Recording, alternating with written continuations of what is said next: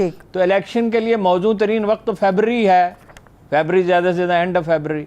मार्च में भी बाज़ जगह पे सिंध में गंदम पक जाती है, तो अक्टूबर में तो बिल्कुल ही मौजूद नहीं है, नवंबर में हो सकते हैं। लेकिन अंदाज़ा ये है कि इलेक्शन नवंबर में अगर नहीं होंगे तो ज़्यादा से ज़्यादा भी लेट हो गए तो फरवरी में हो सकते हैं, अप्रैल तक नहीं जा सकते। उनको पसे पर्दा राब्ते किए जा रहे हैं इलेक्शन कराने के लिए। और परवेज़ खटक साहब हैं, उधर इसहाक डार से बात हो रही है, क्योंकि वो बड़े मियाँ जो हैं, बड़े मियाँ साहब, वो तो बेचारे जो हैं उनकी याददाश्त अब उतना काम नहीं करती। वैसे तो शहबाज शरीफ साहब की याददाश्त भी काम नहीं कर रही, आपने देखा। हालांकि इनकी मेमोरी बहुत अच्छी, एक्सीलेंट मेमोरी थी, काम नहीं कर रही। वो तकरीर करते करते बीच में पूछते हैं वो शेर क्या था, और फिर वो उन्हें शेर बिल्कुल याद नहीं आता, उसका आधा मिसरा भी याद नहीं आता। वाक़या बयान करते हुए वो भूल जाते हैं कि इमरान खान ने एजिटेशन कब किया था, 2018 वो कह रहे थे। तो बहुत शदीद दबाव की हालत है और काम हुकूमत कर नहीं सकती। इलेक्शन नागुज़ीर हैं, कोई चारा नहीं है इलेक्शन के सिवा। इस वक्त IMF से मामलात करने हैं, दूसरे मुल्कों से करने हैं, और बहुत सी चीज़ें हैं। बेयकीनी सबसे बड़ा मर्ज तो जो मईशत को ला के वो बेयकीनी का। तो इलेक्शन ज़्यादा नहीं मुलतवी हो सकते अगर वो मानेंगे। देखिए जरदारी साहब रुकावट है इसमें, मौलाना फजलुर रहमान रुकावट है, इसलिए कि उन्हें अपना मुस्तकबिल बहुत मखदूश नज़र आता है। सही, तो मानेंगे तो ठीक है, नहीं कि एक आध दलाई उन्हें छोड़ के चला जाएगा, वो क्या मुश्किल काम है। कहीं से एक टेलीफोन जाएगा, कहीं से कोई यकीन दहानी कराएगा, वो छोड़ देंगे। इलेक्शन तो जल्दी कराना कोई मसला ही नहीं है, लेकिन बेहतर है कंसेंसस के साथ हो। अच्छा ठीक है। अभी आपने मईशत की भी बात की, अरुण साहब, चौधरी साहब ने जो प्रेस कॉन्फ्रेंस की है उसमें उन्होंने सियासतदानों को ही जिम्मेदार ठहराया तमाम तर खराबी का, चाहे वो किसी भी सतह पर हो। ये उनकी राय है, ठीक है। आप उनकी राय पे, सियासतदान तो जिम्मेदार नहीं, हम सब जानते हैं, बेशुमार लोग जिम्मेदार हैं। ठीक है, ठीक है। लेकिन जो तारिक बशीर चीमा साहब अरुण साहब बात कर रहे हैं, उनको आप किस तरह से देखते हैं? वो कहते हैं आज तक मैंने इनको रोका हुआ था कि खानदान का और पार्टी का बंटवारा नहीं होना चाहिए, मगर आगाज परवेज इलाही साहब की तरफ से हो गया। उन्होंने क्या रोका हुआ था? वो इस पोजीशन में एक खानदान की पार्टी है, तो तारिक बशीर चीमा साहब का क्या अमल दखल है इसमें? इतना ज़्यादा तो नहीं है। वो एक MNA की सीट है जो उन्होंने PTI के वोटों से जीती है। आपका ख्याल है तारिक बशीर चीमा साहब के अपने वोट इतने हैं कि वो जीते? वो किसी पार्टी की मदद से जीतते हैं, और इनके तो शायद ही कोई एक आध सीट भी ना जीत सकते अगर PTI इनके साथ ना होती। एक आध शायद जीत लेते, 2 जीत लेते। तो ये पंजाब असम्बली की 10 सीटें हैं और कौमी असम्बली कितनी है, वो तो PTI के वोटों से जीते हैं। उनका कोई इतना बड़ा किरदार नहीं है। दरअसल उनका किरदार जो है वो तो ख़राबी पैदा करने में ज़्यादा है। अच्छा। देखिए चौधरी, मैं ये बात वजाहत कर चुका हूँ, बार बार कहना अच्छा नहीं लगता। वो बिज़नेस का जहाँ तक ताल्लुक़ है तो वो परवेज़ इलाही साहब करते थे जी, और सियासत जो है ज़हूर इलाही साहब करते थे सियासत, और कारोबार करते थे मंजूर इलाही। फिर जब ये चौधरी ज़हूर इलाही के बाद ये लोग आए मैदान में, तो सियासत भी परवेज़ इलाही करते थे, कारोबार भी परवेज़ इलाही करते थे। और सियासत कुछ बुनियादी तौर पे, यानी कई बरस से तो अब ये सूरत हाल। उससे पहले शुजात हुसैन साहब का एक किरदार था, लेकिन ये कि वो ख़ानदान के सरबराह की हैसियत से ज़रूरी फ़ैसले उनकी इजाज़त से किए जाते थे। तो तारिक बशीर चीमा साहब को से किसी को पूछना चाहिए था कि 10 के 10 अरकान असम्बली, ये 9, एक तो खुद परवेज़ इलाही साहब का था वोट, 10 के 10 लोग तो चले गए उनके साथ, परवेज़ इलाही साहब के साथ।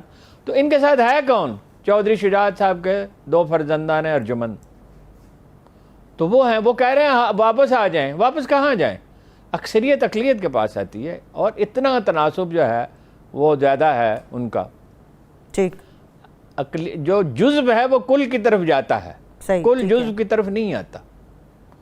तो लोग तो उनकी पार्टी तो उनके साथ है, और चौधरी शुजात साहब को इस हालत में लेके आना जी, ये कोई, अब क्या इसके लिए लफ्ज़ इस्तेमाल किया जाए, मुझे झिझक हो रही है।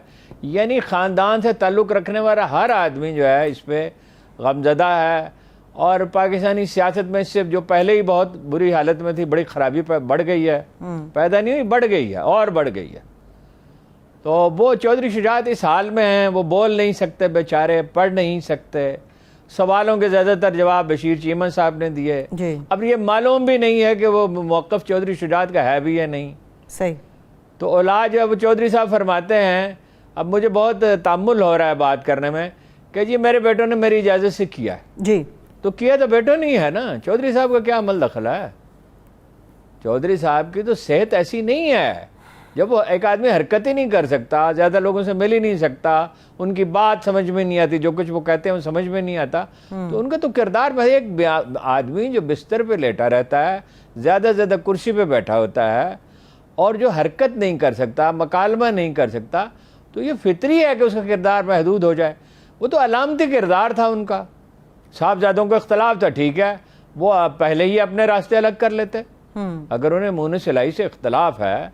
लेकिन मुन सिलाई जो बात कह रहे हैं वो ये है कि अक्सरियत उनकी है, पीटीआई की है जी। सिर्फ ये अक्सरियत इस एतबार से नहीं कि वो मुल्क की सबसे बड़ी पार्टी है, बल्कि अगर इलेक्शन लड़ना है तो किसकी मदद से लड़ेंगे? नून लीग में जाएंगे, नून लीग ने टिकटें देगी, नून लीग की टिकटें तो नहीं ले सकता खानदान, और अगर लेंगे तो बहुत बुरी हालत होगी। और वो कोई इन्हें वोट देंगे, वो अगर टिकट दे भी दें तो वो कहेंगे ये अलायंस कर लें, सीटें खाली छोड़ दें, तो अपने लोगों को मैसेज देंगे नहीं। आप देख लेंगे, है तो अंदाज़ा ही, यकीन से तो हतमी 100% यकीन से तो कुछ नहीं कहा जा सकता कि ये इनके साहबजादे नहीं इलेक्शन जीत सकेंगे, और इतने कम वोट होंगे कि लोग हैरत ज़्यादा रह जाएंगे। भाई पहले भी पीटीआई के वोटों से जीते, और अब तो पीटीआई के वोट इतने बढ़ गए हैं, मेरा अंदाजा है कि 52-53% के करीब हैं ओवरऑल। चौधरी शुजात साहब माइनस हो चुके काफ लीग के अंदर से हारून साहब, या अभी कुछ बाकी है? भाई उन्होंने निकाल दिया ना, जिसके साथ लोग होते हैं वही पार्टी होती है। ये समझ लीजिए 2 ग्रुप हो गए, और ग्रुप क्या, छोटा ग्रुप तो कभी जिंदा रहता ही नहीं है।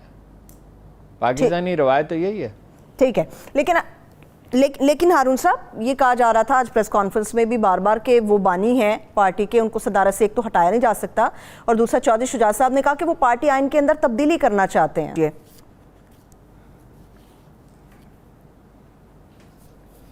क्या बात थी वो बताएं ना, क्या सवाल आप सियासत के ऊपर चौधरी शुजात साहब के और पार्टी आइन के हवाले से बात कर रहे थे हारून साहब। भाई वो तो बात तकरीबन मुकम्मल हो गई, वो अक्सरियत उनके साथ चली गई है। अरकान असम्बली की 75% से ज़्यादा उनके साथ हैं वहाँ, यानी बहसीत मजमूई कौमी और सूबाई के मिलाकर सूबाई असम्बली के सब लोग उनके साथ हैं। तो तारक बशीर चीमा साहब के मौक़िफ़ की क्या हैसियत रहेगी? एक बीमार आदमी को उठा के ले आए बेचारे को। देखिए चौधरी शुजात ये सब नहीं कहना चाहते थे, जरदारी साहब जाके बैठे रहे, और जरदारी साहब के बारे में यही मालूम नहीं है कि वो किसके एजेंडे पे काम कर रहे हैं। सही। क्या लोग भूल गए हैं जुल्फ़िकार मिर्ज़ा की प्रेस कॉन्फ्रेंस से? लोग भूल गए हैं? कुरान सर पे रख के, उन्होंने सर पे कुरान रख के, ये अपनी नौइयत का मुनफरिद वाक़या है, उन्होंने कहा ये अमेरिका के लिए काम कर रहे हैं, डीप स्टेट के लिए, यानी अमेरिकी अदारों के लिए, और ये मुल्क को तोड़ना चाहता है अमेरिका, 3 हिस्सों में तकसीम करना चाहता है। जरदारी साहब उसके लिए काम कर रहे हैं। आपने गौर फरमाया कि बिलावल भुट्टो को वज़ीर ख़ारजा बनाया गया। भाई आपके पास इतने तजुर्बाकार लोग मौजूद हैं, जिस आदमी का एक दिन का तजुर्बा नहीं है कारोबार रियासत का, और फॉरेन ऑफिस के तो सिरे से नहीं है। भाई इन्होंने अपनी हुकूमत में उनको कोई जिम्मेदारी दी होती, कोई काम काज सीखा होता। उसका जो इंडिया का वज़ीर ख़ारजा है, जिससे आपको दरअसल मुकाबला दरपेश है, और अमेरिका के तो ये खिलाफ जा ही नहीं सकते, अमेरिका के खिलाफ बराए वज़न बैत भी कोई बात नहीं कहते, दिखावे के लिए भी नहीं कहते। और इंडिया का जो वज़ीर ख़ारजा है उसका कोई 50 बरस का तजुर्बा है। पहले वो फॉरेन ऑफिस में मुलाजिम थे, और अब वो एक पॉलिटिशियन है। तो उनके साथ मुकाबले के लिए एक ऐसे बच्चे को मैदान में उतारा है, तो ये मालूम नहीं है उनको कि ना तजुर्बाकार आदमी है और ये कुछ भी नहीं कर सकेगा। 15-20 दिन वो वहाँ स्विट्ज़रलैंड में बैठे रहे मौसूफ, और कुछ पता नहीं उन्होंने क्या किया, उसकी तफसील अपनी कौम को तो नहीं बताई। जब वो न्यूयॉर्क जाते हैं तो डिसअपीयर हो जाते हैं, वहाँ से न्यूयॉर्क में उनके साथ लोग होते हैं साथ, वहाँ से वो चले जाते हैं, फिर पता नहीं चलता कहाँ गए, कई कई दिन बगैर होते, 2-2 3-3 दिन। तो ये इस सूरत हाल में चौधरी शुजात साहब को इन सब चीज़ों का इदराक होना चाहिए। लेकिन अब एक आदमी बीमार है, बूढ़ा है तो वो हम उम्र ही प्रवेदिल है कि बहरहाल वो बेचारे एक मर्ज में मुब्तला हो गए। तो इस सूरत हाल में तारिक बशीर चीमन साहब को तो अपनी सीट की और अपनी वजारत से ज़्यादा की कोई फिक्र नहीं है, किसी को भी नहीं है। वैसे पाकिस्तान में लोग अपने ग्रोहों की ज़्यादा से ज़्यादा ज़ाती और ज़्यादा से ज़्यादा ग्रोही मफादात के लिए लड़ रहे हैं।